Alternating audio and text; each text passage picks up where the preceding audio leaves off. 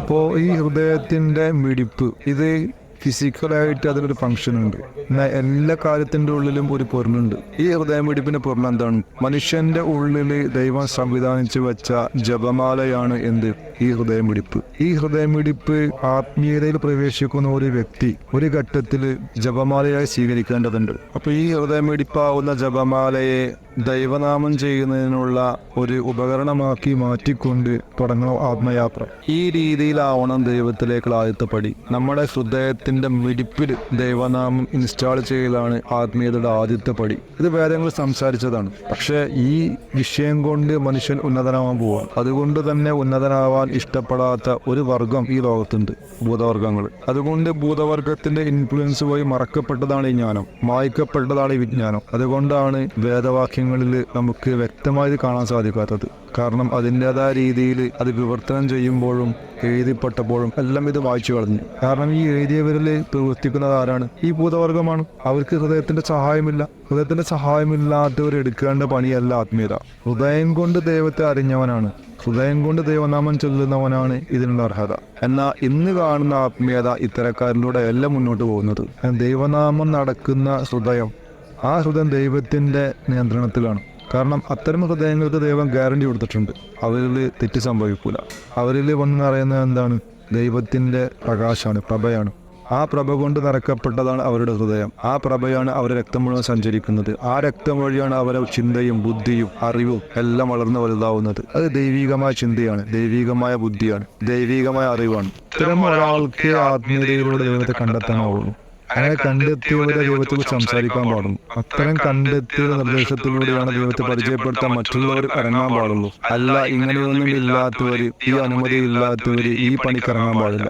ഈ കാലഘട്ടത്തിൽ ഹിന്ദുക്കളിലാണെങ്കിലും മുസ്ലിങ്ങളിലാണെങ്കിലും ക്രിസ്ത്യാനികളാണെങ്കിലും മറ്റേത് മതങ്ങളിലാണെങ്കിലും ഈ ആത്മീയത പറയുന്നവര്, പ്രചരിപ്പിക്കുന്നവർ, എഴുതുന്നവർ, ഇവരൊന്നും ഇത്തരത്തിൽ സംസ്കരിക്കപ്പെട്ടവരല്ല. മനസ്സുകൊണ്ടുള്ള ഒരു ധ്യാനം, അതിലൂടെ ഉണ്ടാവുന്ന ഒരു മനഃശുദ്ധി, അതിലൂടെ ഉണ്ടാവുന്ന ശാരീരിക ശുദ്ധി, ഇത്തരം കാര്യങ്ങളിൽ മാത്രം ഒതുങ്ങി നിൽക്കുന്നതാണ് അവരുടെ ആത്മീയത. ഇതുകൊണ്ട് ദൈവത്തെ കണ്ടെത്താൻ സാധിക്കില്ല. അപ്പൊ നമ്മൾ ചെയ്യേണ്ടത് ഹൃദയം എന്താണെന്ന് മനസ്സിലാക്കലാണ്. ഹൃദയത്തിൽ രണ്ട് ഭാഗങ്ങളുണ്ട്. ഒന്ന് ഈ ഭൗതിക ലോകത്തോട് തിരിഞ്ഞിരിക്കുന്ന ഒരു മുഖമുണ്ട്, ഒരു വാതിൽ. ഇതേപോലെ ഹൃദയത്തിന് മറ്റൊരു വാതിലുണ്ട്, അത് ആത്മലോകത്തോട് തുറന്നിരിക്കുകയാണ്. ഈ രണ്ട് ഭാഗങ്ങളും ക്ലിയർ ആയി കഴിഞ്ഞു കഴിഞ്ഞാൽ നമുക്ക് പൂർണ്ണമായ വിശ്വാസത്തോടെ മുന്നോട്ട് പോകാൻ സാധിക്കും. ഞാൻ പോകുന്നത് ദൈവം നിശ്ചയിച്ച അതേ റൂട്ടിലൂടെയാണെന്ന് വ്യക്തമായി മനസ്സിലാക്കിക്കൊണ്ട് പോകാൻ സാധിക്കും. അല്ല എങ്കിൽ നമ്മളറിയാതെ തന്നെ ഈ മാർഗത്തിൽ നിന്ന് തിരിച്ചു പോകും. ദൈവത്തെ കണ്ടെത്താൻ പോകുന്നവരാവൂല നമ്മൾ. ഈ ലോകത്തോട് തിരിഞ്ഞിരിക്കുന്ന മുഖം ഏതാണ്? ഈ ടിക് ടിക് എന്ന് പറയുന്ന ഹൃദയം മിടിപ്പാണ്. ആ ഹൃദയമിടിപ്പിൽ ദൈവത്തിന്റെ നാമം ഇൻസ്റ്റാൾ ചെയ്യപ്പെടലാണ്. ആ ലോകത്തോട് ഇരിക്കുന്ന മുഖം, ആ വാതിൽ ഏതാണ്?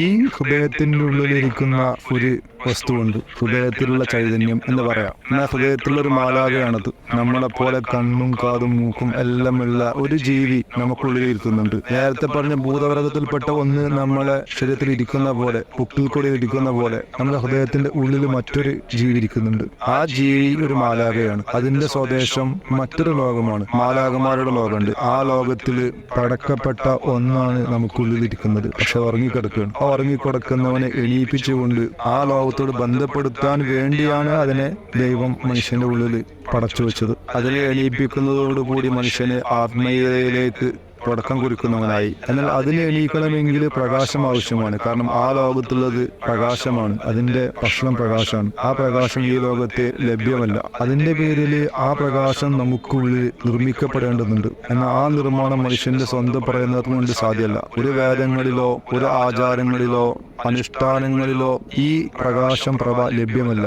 അത് ദൈവം നിശ്ചയിക്കുന്ന, ദൈവമയക്കുന്ന ഋഷിമാര്, മുനിമാര്, ഗുരുക്കന്മാര് ഇത്തരത്തിൽപ്പെട്ടതിൽ മാത്രമേ ഉള്ളൂ. അപ്പൊ ഇവർക്കിടയിൽ നിന്നും യഥാർത്ഥ ഗുരുക്കന്മാരെ കണ്ടെത്താൻ ഇത് ഉപകരിക്കും. കാരണം യഥാർത്ഥ ഗുരുക്കന്മാരാണെങ്കിൽ അവർ തരുന്ന മന്ത്രത്തിൽ, അവർ തരുന്ന ദൈവനാമത്തിൽ ഈ പ്രകാശം ഉണ്ടായിരിക്കും. അല്ലാത്തവർ അതേ നാമം തന്നെയാണ് തന്നതെങ്കിലും ഈ പ്രകാശം ഉണ്ടാവില്ല. ഈ പ്രകാശം നമ്മളിലേക്ക് അവർ കൈമാറുന്ന സമയത്ത് ആ ദൈവനാമം കൊണ്ട് നമ്മൾ ഹൃദയത്തിന്റെ മിടിപ്പിലേക്ക് ഈ നാമം ഇൻസ്റ്റാൾ ചെയ്യാൻ ശ്രമിച്ചു കഴിഞ്ഞാൽ അത് സാധ്യമാവും. ഹൃദയം ഇത് ചൊല്ലും, ദൈവനാമം ചൊല്ലിക്കൊണ്ടിരിക്കും. അത് അവനവന് അനുഭവപ്പെടും, അവനവന് ബോധ്യപ്പെടും. ഈ ബോധ്യം വന്നു കഴിഞ്ഞാൽ മനസ്സിലാക്കാൻ തന്നവനാരാണ്? ദൈവം അയച്ച ഒരു മഹാത്മാവാണ്, യഥാർത്ഥ ഗുരുവാണെന്ന് മനസ്സിലാക്കാൻ. ഇത് ചെയ്യാൻ സാധിക്കാത്തവരോ യഥാർത്ഥ ഗുരുവല്ല എന്ന് മനസ്സിലാക്കാം. ഇതാണ് ആ അടയാളം, ആ മാനദണ്ഡം. അപ്പോൾ ഒരാളെ ഹൃദയത്തിന്റെ മിടിപ്പ് സ്വന്തം പ്രയത്നം കൊണ്ട് ദൈവനാമം ഉച്ചരിക്കുന്നതാക്കാൻ സാധ്യല്ല. ഒരു ബ്ലാക്ക് മാജിക് കൊണ്ടോ അഥവാ ആഭിചാരം കൊണ്ടോ അല്ലെങ്കിൽ ശാസ്ത്രീയമായിട്ടുള്ള ഡിവൈസ് കൊണ്ടോ അല്ലെങ്കിൽ മറ്റേതെങ്കിലും വഴിയിലൂടെയോ ഒന്നും ഇത്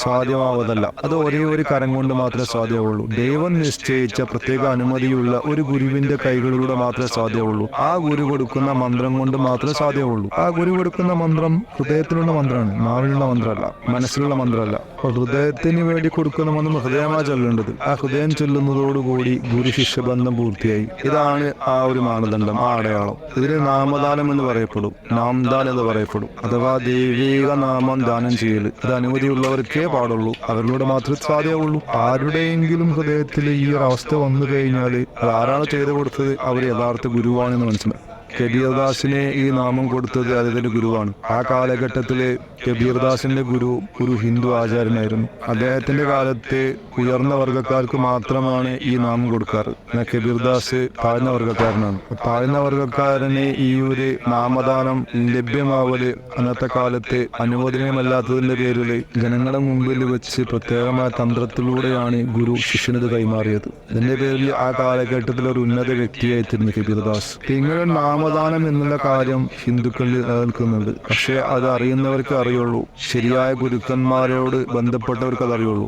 ഈ നാമദാനം തന്നെ ഈ കാലഘട്ടത്തിൽ എന്തായി മാറിയിട്ടുണ്ട്? ഹൃദയം ഉച്ചരിക്കുന്നതിന് പകരം നാവ് ഉച്ചരിക്കുന്നതായിട്ടും അല്ലെങ്കിൽ മനസ്സുച്ചരിക്കുന്നതായിട്ടും അല്ലെങ്കിൽ ശ്വാസം കൊണ്ട് എടുക്കുന്നതായിട്ടും മാറിപ്പോയിട്ടുണ്ട്. അങ്ങനെയുള്ള രീതികളൊക്കെ ഉണ്ട്. പക്ഷെ അത് ഇതിലേക്ക് നയിക്കുന്ന രീതികളാണ്, അല്ലാതെ ഈ രീതിയല്ല. ഈ രീതി തുടങ്ങുമ്പോഴാണ്, ഈ ഒരു സ്റ്റെപ്പിൽ എത്തുമ്പോഴാണ് ദൈവത്തിലേക്കുള്ള ആദ്യത്തെ കവാടം, ആദ്യത്തെ സ്റ്റെപ്പ് പൂർത്തിയാവുന്നത്. അതോടുകൂടിയേ ഒരു ഉറപ്പിക്കാൻ സാധിക്കുള്ളൂ. വരാൻ പോകുന്ന അനുഭവങ്ങള്, കാര്യങ്ങള് ദൈവത്തിൽ നിന്നാണെന്ന് ഉറപ്പിക്കാൻ സാധിക്കും ആ ഘട്ടത്തിൽ മാത്രമാണ്. അപ്പോ ഹൃദയം ഇത് സ്വീകരിക്കുന്നതോടുകൂടി, ഹൃദയത്തിന്റെ മിടിപ്പിൽ ദൈവനാമം വരുന്നതോടുകൂടി ഓരോ മിടിപ്പിന്റെ കൂടെയും പ്രഭ ചൊരിഞ്ഞുകൊണ്ടേയിരിക്കും, പ്രഭ കയറിക്കൊണ്ടേയിരിക്കും. ഈ പ്രഭ ഹൃദയം മുഴുവൻ നിറഞ്ഞുകൊണ്ടേയിരിക്കും. അങ്ങനെ അശുദ്ധമായ രക്തം നിറഞ്ഞൊരു സ്ഥലത്ത് വിശുദ്ധമായ രക്തം നിറയാൻ തുടങ്ങും. ദൈവിക പ്രഭ ചൊരിയാൻ തുടങ്ങും, നിറയാൻ തുടങ്ങും. അതിൽ കിടക്കുന്ന നേരത്തെ പറഞ്ഞ മാലാക ഈ ഒരു ഭക്ഷണം തട്ടുന്നതോടുകൂടി അല്ലെങ്കിൽ ഈ ഒരു വായു ശ്വസിക്കുന്നതോടുകൂടി മെല്ലെ മെല്ലെ ബോധം വരാൻ തുടങ്ങി, എണീക്കാൻ തുടങ്ങും. അങ്ങനെ എണീക്കുന്ന ആ മാലാകയുടെ